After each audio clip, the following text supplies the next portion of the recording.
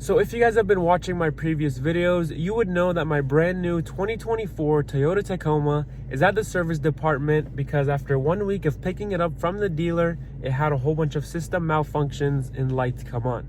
So they then gave me a loaner and said that when the part comes in, we're gonna go ahead and give you a call and you can come get your truck. And 1 week later, I get a call saying they still don't have an estimate on when this part would come in.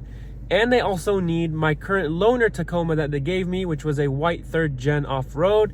They also need that back because there's now an apparent call on the 3rd gens and they can't be giving them out as loaners. So obviously I was pretty frustrated and I told them that I need a truck for work. I can't use this Highlander that they gave me. And after a couple days, they called a rental company and got me this 3rd gen that I'm now currently in. So from car to car to car, I was pretty frustrated. They then gave me a call on top of all of this, saying that we now have an estimate on when the part would come in, and that's 1 month, sometime in April, they told me. So I was really frustrated. I said, okay, no problem. I hung up the phone and I went straight to calling corporate. And after being transferred from person to person on corporate, I finally got to someone who I wanted to talk to. And after a 30-minute conversation, I explained to them that I've bought many Tacomas before, brand new. I've had no problems. This is my situation with this one. I gave them the rundown. And I told them, look, I don't want to talk about Toyota in my videos. I really love the company, everything that they've been doing. And obviously, maybe this is a one-off situation and I don't want to make it a bigger deal and this. And after putting down all these notes, the lady informed me that she's going to go ahead and transfer these notes to one of the higher-ups, I don't know who, and they're going to find me a solution. So I hung up the phone, and now 3 days later, I'm on my way to the service department picking up my Tacoma.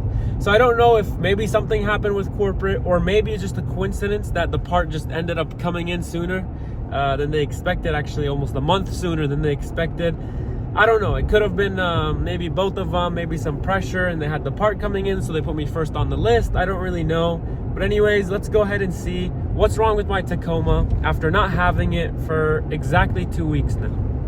All right, well, I just picked her up and here she is. It's been too long without it. I mean, I just had it for like a week and a half and now it's been gone for 2 weeks, but I finally got it back. So let me show you guys the problem, which is actually right in here. So you guys can see these little metal things right here.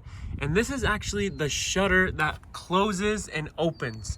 So basically, I kind of gave you guys a rundown about this before, but with the way that this turbo is set up with the engine, it should warm up very quickly so it stays closed and it can warm up the turbo to get it running into the optimal temperature that it needs. And then as you drive, it opens up and airflow comes in to cool it down again. We don't have that big fan that you guys may have seen in the old V6 and the old Tacomas. We actually have a super small fan that's a little more efficient in this Tacoma. So a little more airflow will actually help out the engine and the turbo overall. So the problem comes when these shutters were actually shut closed. This component right here in the front is actually the whole entire casing for the shutters. So you guys can see right now they are open. So that's why they are flat like that. So that's why they are kind of flat. So this right here is one of the shutters right here. So it's obviously open right now. And they just basically switch back and forth like this to open and close.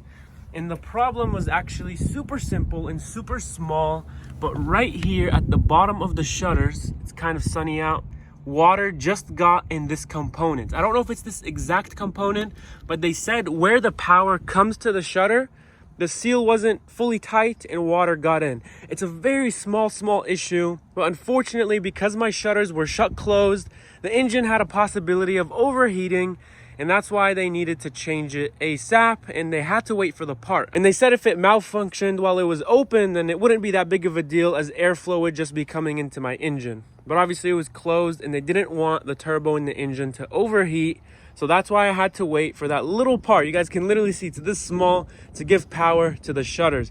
And they actually determined that this may be a little recall. So this part on a lot of these new Tacomas have been going bad. Although it took a long time, I'm at least glad it's a small issue and not some major issue that we've seen other things with the Tundra's redesign when it first came out. Other than that, honestly, everything on this Tacoma has been wonderful. It's been treating me great. And I really do miss the feeling of driving it. I've driven 2 other 3rd gens in the time that this thing has been gone. And I miss those 3rd gens. They drive really smooth. But honestly, nothing like the smoothness on this 4th gen Tacoma. The steering wheel is smooth. The suspension is a lot smoother. We don't have the leaf spring in the back, so it feels a little nicer. The suspension on this, I think, is better as well. It's an SR5, but it's a little different than my old SR5. And in general, obviously, it's just newer, so it's gonna feel a lot nicer. Anyways, I hope you guys enjoyed the video, and if you guys can, please help out the channel by giving a quick like and a subscribe. I really appreciate it, and I'll see you guys on the next one.